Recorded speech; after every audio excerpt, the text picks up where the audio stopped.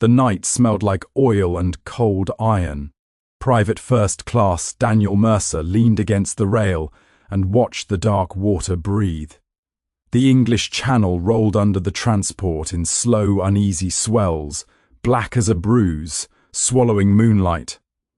Somewhere ahead lay a coastline no one aboard could see yet, but everyone felt, like a weight on the chest, like a hand closing around the throat. Around him the ship murmured with the small sounds of men trying not to think. Canvas gear rubbed against steel, a helmet clinked softly. Someone coughed and then swallowed it down, ashamed of the noise. The engines thudded, steady and indifferent, as if they'd done this 1,000 times before and would do it 1,000 times more. Mercer pulled his jacket tighter, though it didn't help. The cold cut through wool and skin alike, a damp, bone-deep chill that made his fingers stiff and his teeth ache. He had stopped shivering an hour ago. Now there was only a dull, trembling stillness inside him, like the moment before a fever breaks or before something snaps. Across the deck, Sergeant Frank Halverson sat on an ammo crate, checking a Thompson magazine by touch alone. He didn't look at what he was doing. He didn't have to. Halverson had the face of a man carved out of weather and disappointment, eyes narrowed by years of squinting into distance. He'd been in North Africa, Sicily. He'd seen men die without speeches, without music. "You good, kid?" Halverson asked quietly. Mercer nodded. It was easier than speaking. His throat felt tight, like he'd been holding his breath for days. Nearby, Corporal Eddie Rosales whispered a prayer in Spanish, lips moving fast, fingers worrying the small medal sewn into his shirt. Across from him, Lieutenant James Carter stood alone, helmet tucked under his arm, staring forward as if he could already see the shore through the dark. Carter was young for an officer, barely older than Mercer, but there was a tension in his posture that came from responsibility rather than fear. Or maybe it was both. The sea was crowded. That was the thing Mercer couldn't stop noticing. Everywhere he looked, shadows, silhouettes, darker shapes against the dark. There were ships, big ones, small ones. Transports like theirs, destroyers slicing the water, hulking shapes that could only be battleships. Landing craft bobbed and bumped, packed tight with men who sat hunched and silent, rifles between their knees, faces pale under smeared black grease. It felt unreal, as if someone had taken the entire world's navy and poured it into this narrow stretch of water. Mercer had grown up in Kansas, where the horizon was flat and empty, where the biggest thing you saw moving was a thunderstorm. He joined up after Pearl Harbor like everyone else, because it felt wrong not to. Now he stood on a steel deck in the middle of the night, surrounded by more ships than he'd known existed, heading toward a country he'd never seen, to fight men he'd never met, because the world had decided this was the place where everything had to be settled. A voice crackled over the loudspeaker, distorted by static and wind. Orders, timetables, nothing that made the waiting easier. Below deck, the smell was worse.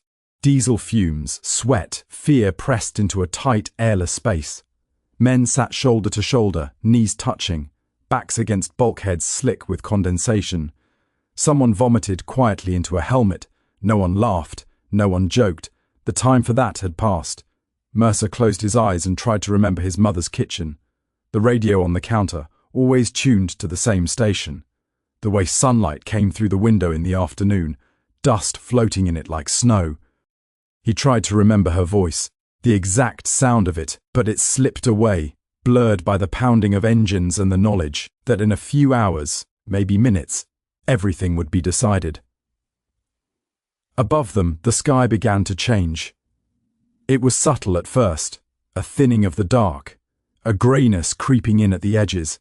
Dawn didn't arrive so much as it leaked into the world, slow and reluctant, revealing what the night had hidden.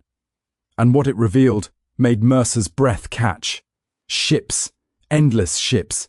They stretched from horizon to horizon, a steel armada riding the swelling sea. Smoke curled low over the water. Signal lights blinked and winked like nervous eyes.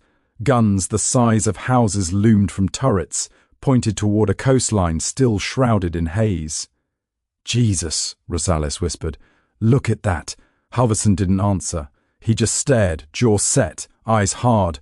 Somewhere across the water, on that unseen shore, German soldiers were waking up. They were pouring coffee into tin cups, stamping their feet against the cold, complaining about damp socks and bad bread. They were lighting cigarettes, scanning the grey sea out of habit more than expectation. Some of them had been here for years, guarding a coast that had seen nothing but gulls and fishing boats. They'd been told the Atlantic wall was impenetrable, that any invasion would be crushed before it reached the sand, and then the fog thinned. A young German private, no older than Mercer, raised his binoculars and froze. His breath left him in a sharp, involuntary gasp. He lowered the glasses, rubbed them on his sleeve, raised them again. The sea was alive, not with waves, with ships, he shouted. Others came running. An officer grabbed the binoculars and stared, his face draining of colour. Somewhere someone said it out loud, the words tumbling over each other in disbelief. "Mein Gott," the officer breathed. "Woher haben sie all diese Schiffe? My God, where did they get all these ships?" Back on the transport, Lieutenant Carter finally turned to face his men. His voice carried, calm but tight, cutting through the murmur. "All right, listen up." Heads turned, conversations died. "We're going in soon," Carter said. "You know your jobs, you know your training. Stick with your squad, watch your spacing. Help the man next to you." He hesitated, just a fraction. "Then, we do this together." Mercer swallowed. Together. The word felt fragile, like something that could shatter under the first burst of gunfire. The ship slowed. Orders were shouted. Landing craft were lowered. Ropes creaking. Davits groaning. Men stood, shouldered packs, checked weapons with numb fingers. The waiting tightened into something sharp and electric. As Mercer climbed down into the heaving landing craft, the smell of the sea rushed up to meet him, cold and metallic. Water slapped against the hull. The coxswain revved the engine, face set in grim concentration. Mercer looked back once, at the mass of ships behind them, at the sheer impossible scale of it all. It struck him then, not as pride, not as triumph, but as a terrible, humbling fact. There was no turning back. Ahead, the fog lifted a little more. Somewhere beyond it waited sand, steel, and men who would try to kill him because it was their duty. The engine roared. The landing craft lurched forward. Mercer tightened his grip on his rifle and stared into the grey, heart pounding so hard it felt like it might crack his ribs. The sea rushed toward them. Rising conflict, the ramp slammed down. For a split second, there was only the roar of the surf and the metallic scream of bullets tearing into steel. Then the world erupted. Men fell before they could take a step, bodies jerking as if yanked by invisible hands. The front rank collapsed into the surf, blood blooming dark and fast in the churning water. Someone screamed, a high broken sound that cut straight through Mercer's skull, and then vanished beneath the crush. "Go, go, go!" The coxswain shouted, his voice ragged. Mercer ran because everyone else ran, boots hitting the ramp, slipping on wet steel, splashing into freezing water that surged up to his thighs. The cold was a shock so violent it stole his breath. He stumbled, nearly went under, felt hands shove him forward. Machine gun fire stitched the water, throwing up sharp little geysers. Tracers cracked overhead, bright and unreal against the grey morning. Artillery boomed from somewhere behind them. American guns, naval guns, each blast rolling through Mercer's chest like a physical blow. He hit the sand hard, crawling the last few yards, fingers digging into wet grit. The beach was chaos. Smoke drifted low and thick, stinging his eyes. Men lay everywhere, some moving, some terribly still. Landing craft burned offshore, black smoke coiling up like funeral pyres. "Medic!" someone screamed. "Medic!" A medic sprinted past, hunched low, red crosses stark against the grime, then spun and went down, helmet flying. Mercer didn't know if he was dead. There was no time to check. Halverson appeared out of the smoke, face smeared with sand and sweat, eyes blazing. "Up! Get up!" he shouted. "We're not dying on this goddamn beach." They moved in short, desperate bursts, run, drop, crawl, toward a line of obstacles that jutted from the sand like broken teeth. German fire hammered down from bluffs ahead, from concrete bunkers that seemed fused into the earth itself. Every step felt exposed, obscene, as if the beach itself was offended by their presence. Mercer pressed his back against a steel obstacle, chest heaving. His hands shook so badly he had to force them still against his rifle. He could hear his heart, loud as the guns. Rosales slid in beside him, eyes wide, lips moving again in prayer. "Danny," he said, voice thin. "Danny, I don't—" A shell burst nearby, the concussion flattening Mercer against the steel. Sand rained down. When he looked up, Rosales was gone. There was a dark smear where he'd been, and a helmet lying upside down, filling slowly with water. Something broke loose inside Mercer then. Not a scream, not tears, but a hard, quiet fury. He pushed away from the obstacle and ran, legs pumping, lungs burning, not thinking about bullets or death, only about moving forward because stopping felt worse. They reached the base of the bluff in ragged groups. Explosions chewed at the slopes, dirt and chalk raining down. Engineers worked feverishly, setting charges under fire, hands steady by sheer force of will. When the Bangalore torpedoes went off, the earth jumped and a gap opened where none had existed before. "Through it!" Carter shouted, waving them on, pistol raised. His helmet was gone, hair plastered to his forehead, eyes fierce. He looked terrified and determined all at once. They climbed. The hill was slick with mud and blood, bodies tangled among shattered gear. Mercer grabbed roots, clutched at grass, pulled himself upward inch by inch. Above him, a German soldier appeared at the lip, rifle leveled. For a heartbeat they stared at each other, two young men, eyes locked, mouths open in the same silent shock. Halvorsen fired first. The German went down without a sound. At the top, the fighting collapsed into something close and savage. Grenades rolled through trenches, rifles cracked at arm's length. Men shouted orders that were instantly lost in the noise.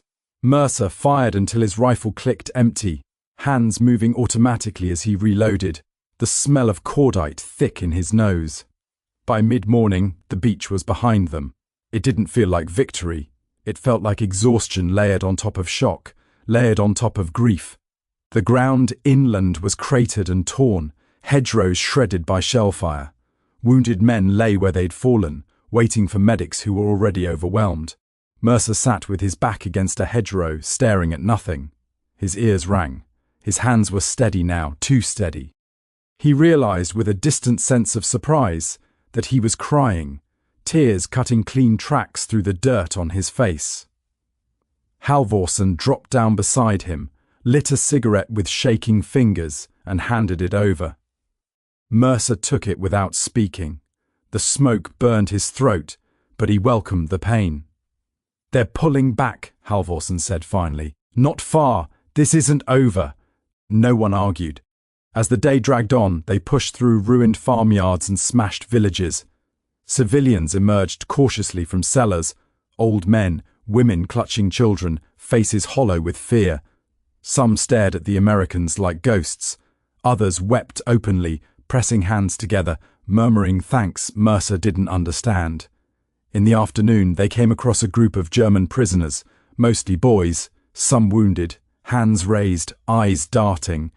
Among them were two women in auxiliary uniforms, faces drawn and grey with shock. One of them met Mercer's gaze and looked away quickly, jaw tight, as if daring him to see her as anything but an enemy.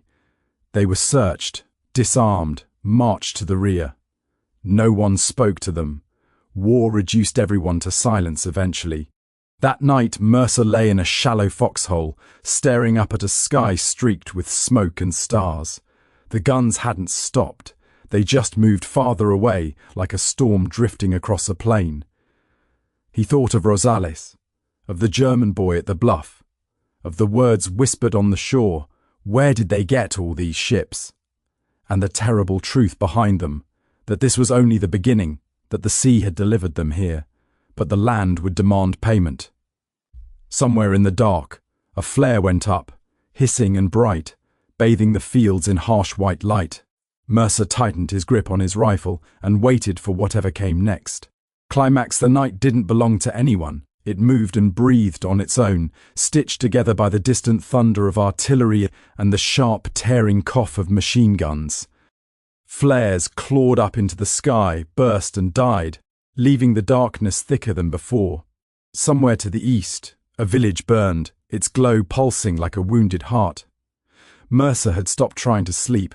He crouched in the hedgerow with the rest of his platoon, knees drawn up, rifle across his lap, eyes fixed on the narrow lane ahead. The hedges were old, centuries old, dense walls of earth and root that funneled men into killing grounds. Every shadow felt like a threat. Every rustle set his nerves on edge. Lieutenant Carter moved down the line, low and quiet. He stopped near Mercer and Halverson, crouched beside them. "Recon says they're counterattacking before dawn," Carter whispered. "Armor and infantry, we hold here." Halverson nodded once. "We'll hold." Carter hesitated. His jaw worked, as if he wanted to say more. Then he clapped Halverson's shoulder and moved on. Mercer watched him go, feeling the weight of the words settle in his chest. Armor. He pictured steel shapes pushing through the fog, guns swiveling, engines growling. He'd seen tanks burn already, had smelled the sickening sweetness of cooked metal and flesh. He wondered, not for the first time, how many ways there were to die and whether it mattered which one found you. Just before dawn, the earth began to tremble. At first it was so faint, Mercer thought he imagined it, a low vibration, like distant thunder. Then it grew stronger, more deliberate. The hedgerow shivered. Loose dirt trickled down. "Tanks," someone whispered. The sound came closer, the heavy clanking unmistakable now. Engines revved. Commands barked in German, sharp and urgent. Shapes emerged from the fog. Infantry first, dark figures moving cautiously, rifles ready. Then the armor followed, squat and menacing, their silhouettes barely visible until they were terrifyingly close. "Hold!" Halverson hissed. Mercer's mouth was dry. His finger rested on the trigger, pressure building until it felt like his bones might crack. He watched a German soldier advance, helmet low, eyes scanning. The man looked exhausted, filthy, no different from Mercer himself except for the uniform. The first shot broke the night like glass. Then everything shattered, rifles cracked, machine guns roared, tracers ripped through the fog. A tank fired, the blast flattening grass and men alike, the concussion slamming Mercer against the dirt. He rolled, ears ringing, vision swimming. At! Someone screamed. An American bazooka team popped up from behind the hedgerow. The rocket streaked out, struck the tank's side in a flash of white fire. For a heartbeat, nothing happened. Then flames licked from the hatch, black smoke pouring out. A figure scrambled free, burning, collapsing into the grass. The Germans kept coming. Mercer fired until his rifle bucked against his shoulder and the barrel burned his hands. He didn't count shots. He didn't think. He aimed, fired, worked the bolt, aimed again. Men fell. Others stepped over them. A tank pushed through the hedge to Mercer's left, its tracks grinding roots and bodies alike. The turret swung, gun lowering. "Down!" Halverson shouted, tackling Mercer just as the tank fired. The blast ripped the hedgerow apart, dirt and splinters hammering them. Mercer tasted blood. They rolled into a shell hole, gasping. Halverson's face was pale, eyes wild but focused. "You hit?" Halverson asked. Mercer shook his head. His hands wouldn't stop shaking now. The fighting collapsed inward, brutal and close. German infantry poured through the gaps, firing from the hip, shouting orders that dissolved into screams. Mercer found himself face to face with a man who lunged at him with a bayonet. Mercer fired without thinking. The man fell so close Mercer could see the stubble on his chin, the surprise frozen on his face. For a moment, Mercer couldn't move. Then a hand grabbed his collar and yanked him back. "Move!"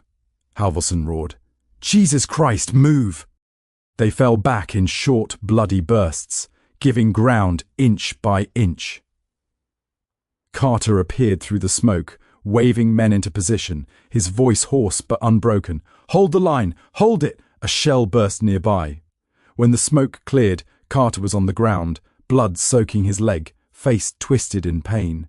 Mercer crawled to him, heart pounding. "Lieutenant," Mercer said, his voice sounding strange to his own ears. "Lieutenant, you're hit." Carter looked at him, jaw clenched. "Doesn't matter," he said through his teeth. "Get back in the fight." A medic slid in, dragging Carter by the straps. Carter grabbed Mercer's sleeve, fingers slick with blood. "Don't let them through," he said quietly. "Not as an order, as a plea." Mercer nodded. He didn't trust himself to speak. As the sun edged up, pale and cold, the counterattack finally faltered. American artillery found its range. Naval guns spoke from miles away, each impact shaking the ground like the fist of God. German tanks burned in the fields, smoke rising straight into the morning sky. The infantry pulled back, leaving the dead and wounded behind. Silence crept in, slow and uncertain. Mercer sat with his back against the shattered hedge, chest heaving. Around him, men lay sprawled, some groaning, some unmoving. Halvorsen sat nearby, staring at his hands as if he didn't recognize them. They had held. The knowledge didn't feel like triumph. It felt like something heavy settling onto Mercer's shoulders, something he knew he'd carry long after the guns went quiet. He looked out over the field, over the wreckage and the bodies, and wondered how anyone could ever explain this to someone who hadn't been here. How you could put words to a morning like this and not lie. The smoke drifted. The sun climbed higher, and somewhere ahead, the war waited, patient and hungry. Resolution the guns moved east. That was how Mercer knew it was over, at least for now. Not because the field fell silent. It never really did. There were still sporadic shots, distant booms, the low mutter of engines. But the weight of it shifted, like a storm rolling away, leaving behind wreckage and a strange, ringing quiet. Morning settled fully over the land, pale and indifferent. The hedgerow was torn apart, its ancient roots ripped open like exposed bones. The field beyond it was a ruin. Burned-out tanks, twisted steel, dark shapes scattered where men had fallen. Smoke hung in thin veils, drifting lazily upward. The smell was everywhere, cordite, oil, blood, churned earth. Mercer knew he would carry it with him for the rest of his life. He stood slowly, legs stiff, joints aching as if he'd aged decades overnight. His uniform was crusted with mud and stains he didn't want to examine too closely. His helmet was gone. He didn't remember losing it. Halvorsen was on his feet too, moving among the men, checking faces, counting heads. He stopped when he reached Mercer. "You're still here," Halvorsen said. Mercer nodded. The words felt inadequate, but they were all he had. They gathered the wounded first. Medics worked with quiet urgency, hands red to the wrists, eyes hollow with exhaustion. Men were bandaged, injected, lifted onto stretchers. Some clutched dog tags in shaking fingers. Some stared up at the sky, lips moving in conversations no one else could hear. Lieutenant Carter was gone by the time Mercer thought to ask. "Evacuated to the rear," someone said. "Alive. Badly hurt, but alive." The relief hit Mercer harder than he expected, leaving him light-headed. The prisoners came next. German soldiers emerged cautiously from the fields and ditches, hands raised, faces grey with shock and fatigue. They were younger than Mercer had imagined. Older, too. Some limped. Some stared straight ahead, refusing to meet American eyes. Among them were the two women Mercer had seen the day before. Their uniforms were torn and filthy now, hair plastered to their faces with sweat and grime. One held her arm tight against her chest, wincing with each step. The other walked with rigid pride, chin lifted despite the circumstances. They were searched, guarded, moved along like everyone else. Mercer watched them go, feeling something twist uncomfortably in his chest. Not sympathy exactly, not forgiveness. Just the stark understanding that the war chewed through everyone it touched, leaving very little behind that looked like the people who'd started it. By midday, the platoon was ordered forward again. They moved through a village that barely existed anymore. Stone walls lay collapsed in heaps, roofs had caved in, a church steeple leaned at an impossible angle, cracked clean through. The air was thick with dust. Civilians emerged slowly, blinking in the sunlight, faces etched with disbelief. An old woman crossed herself when she saw the Americans. A man raised a trembling hand in greeting. A child stared openly at Mercer, eyes huge, taking in his rifle, his dirty face, the foreign shape of him. A little girl stepped forward and offered him an apple. Mercer froze. He didn't know what to do. Halvorsen nudged him gently. "Take it," he murmured. "Say thank you." Mercer knelt, helmetless and awkward, and took the apple with both hands. It was bruised, probably precious. He swallowed hard. "Thank you," he said. His voice cracked. The girl smiled, shy and fleeting, then darted back to her mother. They pushed on. That night, they bivouacked in the remains of an orchard. The trees were scarred, branches shattered, fruit crushed into the dirt. Fires were forbidden. Men ate cold rations in silence, sitting with their backs against trunks, eyes half-lidded with exhaustion. Mercer lay on the ground, staring up at the leaves silhouetted against the darkening sky. The stars were faint, but present, stubborn pinpricks of light. He thought of Rosales again, of Kansas, of the German soldier at the bluff, the surprise on his face, of the officer's words, where did they get all these ships, and how that question had been answered in blood and fire and lives that would never be lived. Halvorsen sat nearby, cleaning his weapon by feel. After a while he spoke. "You did all right," he said. Mercer turned his head. "I don't feel like it." Halvorsen snorted softly. "That means you're still human." They sat in companionable silence after that, the kind born not of comfort but of shared survival.